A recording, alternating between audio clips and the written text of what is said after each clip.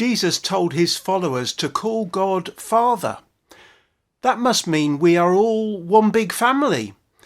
Happy Father's Day and welcome to worship with the Salvation Army, Cardiff Canton.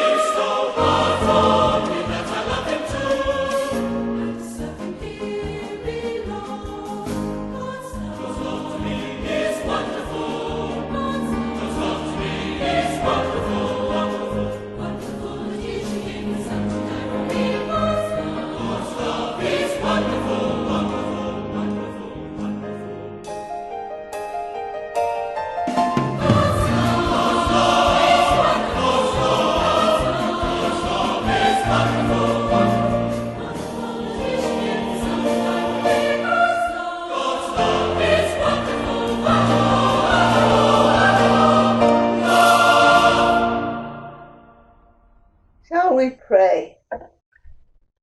Our Father in heaven, we thank you for continuing to love us, even when we go astray. You do not dismiss us, but patiently wait for us to learn the error of our ways, and you receive us back into your loving care. Help us to become worthy of your love and forgiveness. We would ask that we too become loving and forgiving to those who are around us, and put them in your hands to do your work. You have given us a beautiful world, which is being ruined because of people's greed and thoughtlessness. Help them to be aware of the damage they are doing for riches, which is not the answer to their happiness. Be close to those who are suffering from loss of loved ones because of the coronavirus and other reasons. Bring them your peace and understanding in these strange days and a stillness that can come only from you. Make us aware of other people's needs and keep each one of us close to you in every way. We thank you for sending Jesus into the world to make the supreme sacrifice for us.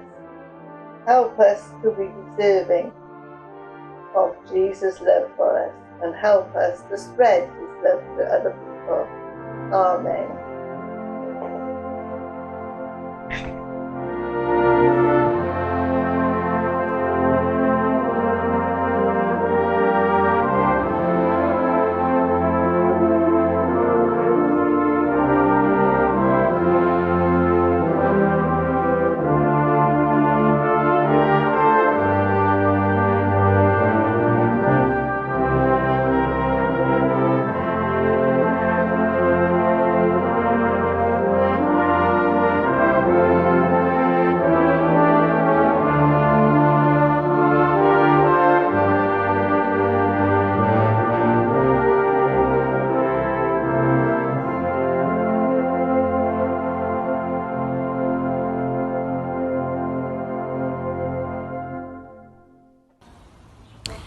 Good morning, and these are the announcements for today. This evening at 6 p.m. we will hold our usual prayer gathering over Zoom, and the usual core codes apply. We have a future event to look forward to, and that is the YP anniversary on the 18th of July. This meeting, which is a YouTube meeting, will be available on Facebook or via an email from Major David. In core family news, we learned this week that Jerry Parsons has been admitted to the University Hospital of Wales for treatment. We also wish to pray for Lyndon Dunstan, who is undergoing treatment at the moment, and also Catherine McCrory's father, who is unwell. I'm sure we will hold all of these people in our prayers at the moment. Thank you for your attention. Thank you for the announcements. Here is an opportunity to give in our online offering.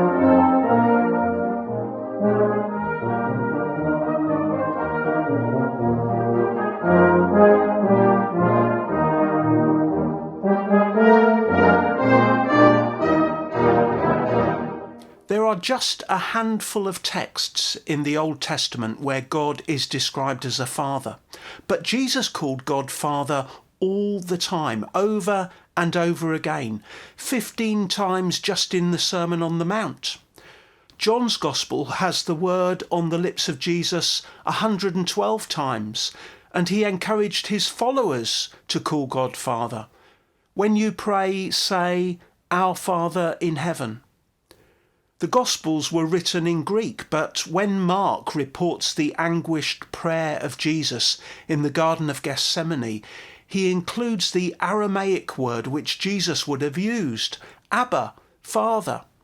And Paul, who also wrote in Greek, uses the same Aramaic word in two of his letters, as if to remind readers of the example which Jesus set. God the Father always made sense in a formal sort of way, but Jesus used the word in a familiar sort of way.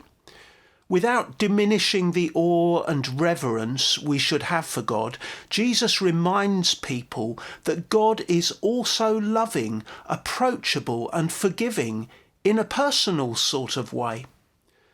The longest parable Jesus left for us seems to make this point. We call it the parable of the prodigal or lost son.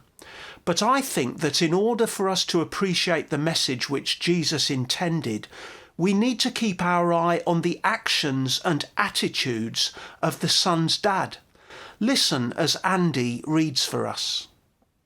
The reading this morning is taken from Luke chapter 15, verses 11 to 31.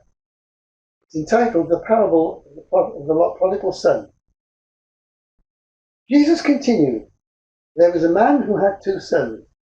The younger one said to his father, 'Father, give me my share of the estate.' So he divided his property between them. Not long after that, the younger son got together all he had, set off for a distant country, and there squandered his wealth in wild living. After he had spent everything, there was a severe famine in the whole country, and he began to be in need. So he went and hired himself out to a citizen of that country, who sent him to feed to the fields to feed his pigs. He longed to fill his stomach with the pods that the pigs were eating, but no one gave him anything. When he came to his senses, he said, 'How many of my father's hired men have food to spare? And here I am starving to death. I will set out and go back to my father and say to him, Father, I have sinned against heaven and against you. I am no longer worthy to be called your son. Make me like one of your hired men.' So he got up and went to his father. But while he was still a long way off, his father saw him and was filled with compassion for him. He ran to his son, threw his arms around him, and kissed him. The son said to him, 'Father, I have sinned against heaven and against you, and I am no longer worthy to be called your son.' But the father said to his servants, 'Quick, bring the best robe and put it on him. Put a ring on his finger and sandals on his feet. Bring the fatted calf and kill it. Let's have a feast and celebrate. For this son of mine is dead and is alive again. He was lost and is found.' So they began to celebrate. Meanwhile, the older son was in the field. When he came near the house, he heard music and dancing. So he called one of the servants and said, 'What was going on?' 'Your brother has come home,' he replied, 'and your father has killed the fatted calf because he has him back safe and sound.' The older brother became angry and refused to go in. So his father went out and pleaded with him. But he answered, 'Father, look, all these years I've been slaving for you, and you never disobeyed your orders. Yet you gave me even a young goat. You never even gave me a young goat so I could celebrate with my friends. But when this son of yours has squandered all his property, the prostitutes comes home, you kill the fatted calf and for him.' 'My son,' the father said, 'you are always with me, and everything I have is yours. But we had to celebrate and be glad, because this brother of yours was dead and is alive again. He was lost and is found.'" If human hearts are often tender, and human minds can pity know, if human love is touched with splendor, and human hands compassion show,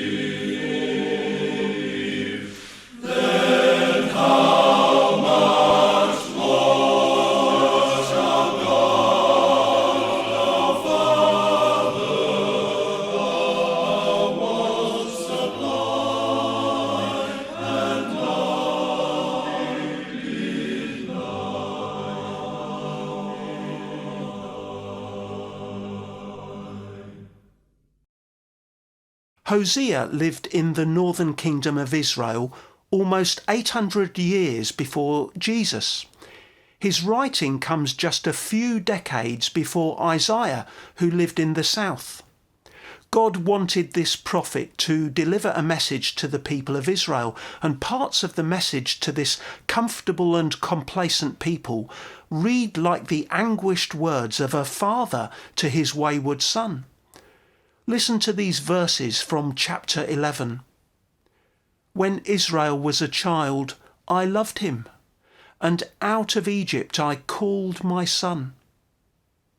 The more I called them, the more they went from me. They kept sacrificing to the Baals and offering incense to idols. Yet it was I who taught Ephraim to walk. I took them up in my arms, but they did not know that I healed them. I led them with cords of human kindness, with bands of love. I was to them like those who lift infants to their cheeks. I bent down to them and fed them. There is no indication from our Old Testament that people regularly addressed God as Father. Jesus really seems to have been the first to use the word with such frequency and familiarity. But even so, he was amplifying ideas which had their roots in Old Testament passages like this one in Hosea. You won't find the word Father anywhere in Hosea chapter 11, and yet the idea of Father is unmistakable. Here is a mixture of compassion, disappointment, frustration and patience, all the emotions a father might experience. When Israel was a child, I loved him, and out of Egypt I called my son. We hear God looking back and remembering with fondness how he had once scooped up his precious children as they struggled under the heavy loads that Pharaoh made them bear. God loved Israel, his child. Out of Egypt he called his son. And yet he says, the more I called them, the more they went from me. How many fathers could identify with that? The world has its fair share of proud fathers, but history is also littered with stories of heartbreak. And not just between fathers and sons. In this life, relationships often include disappointment. Sons and daughters, mums and dads, brothers and sisters, husbands, wives, friends, partners can all be frail and fallible. If you have ever felt let down by another person, then Hosea 11 says that you're not alone. Hosea 11 says that even God felt let down. And if you read on through Hosea, you will discover that God keeps on feeling let down. We like stories to have happy endings. We hope that the children of God will see the error of their ways and return to him. But instead, what Hosea gives us is an image of God not giving up, still waiting, still hoping, still forgiving, and no sign of a response from Israel.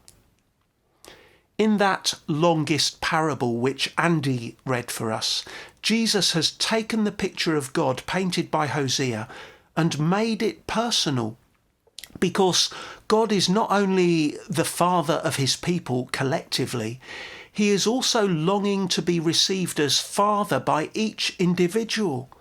He longs to be recognised as Father by you and me. In the parable, the father waits with outstretched arms, and the wayward son does indeed return home.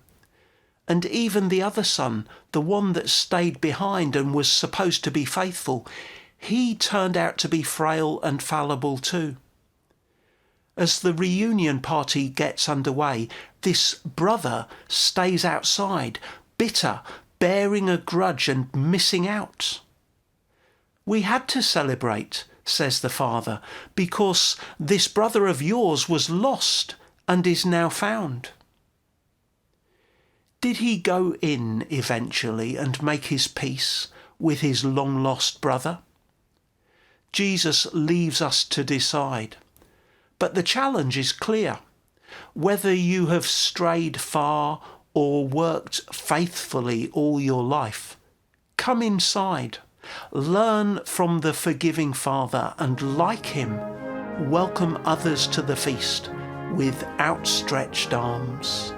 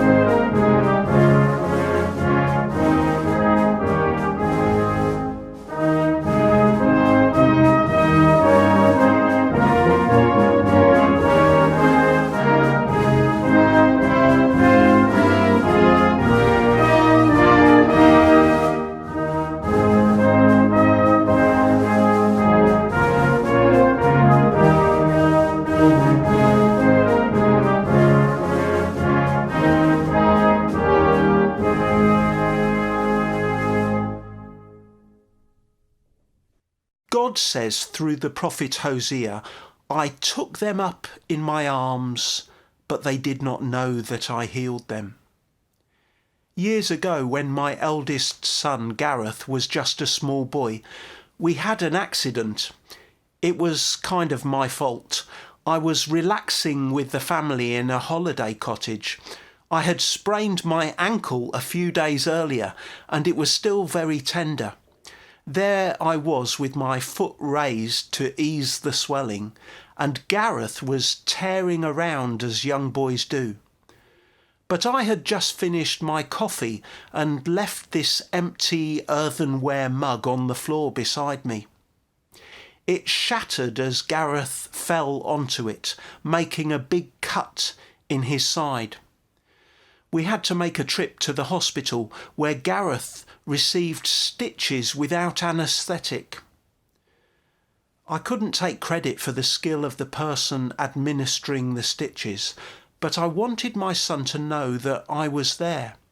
It was a privilege to console him, hugging him, taking his mind off the needle piercing his skin, telling him that I loved him.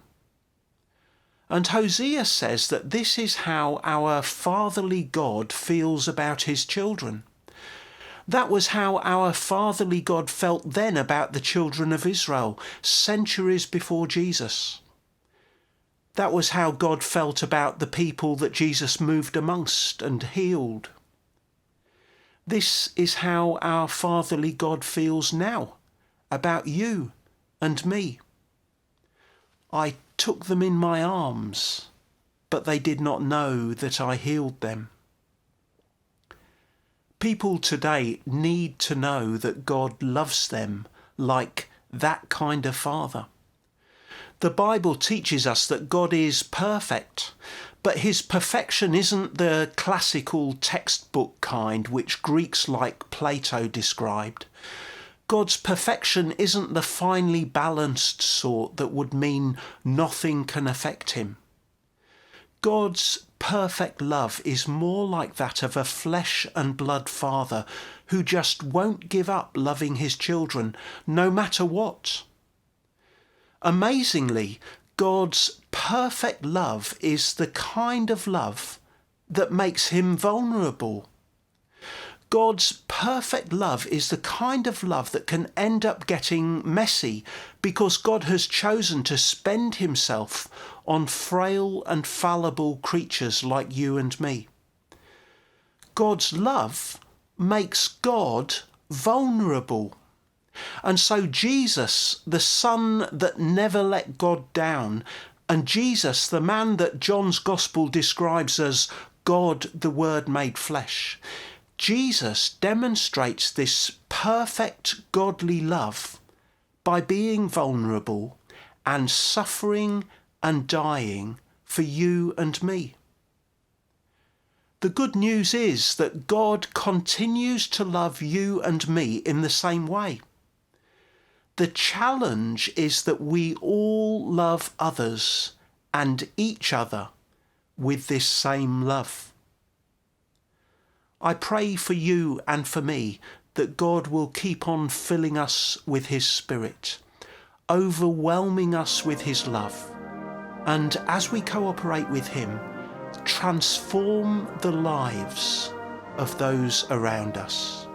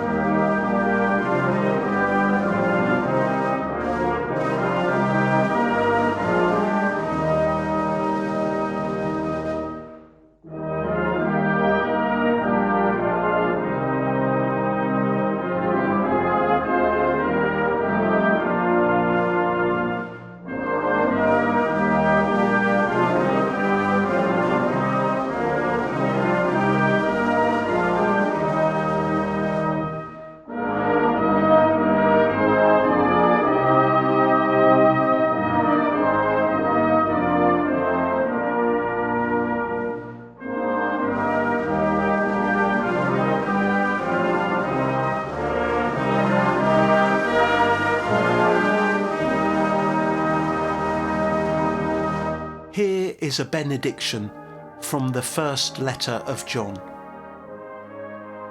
See what great love the Father has lavished on us, that we should be called children of God. And that is what we are.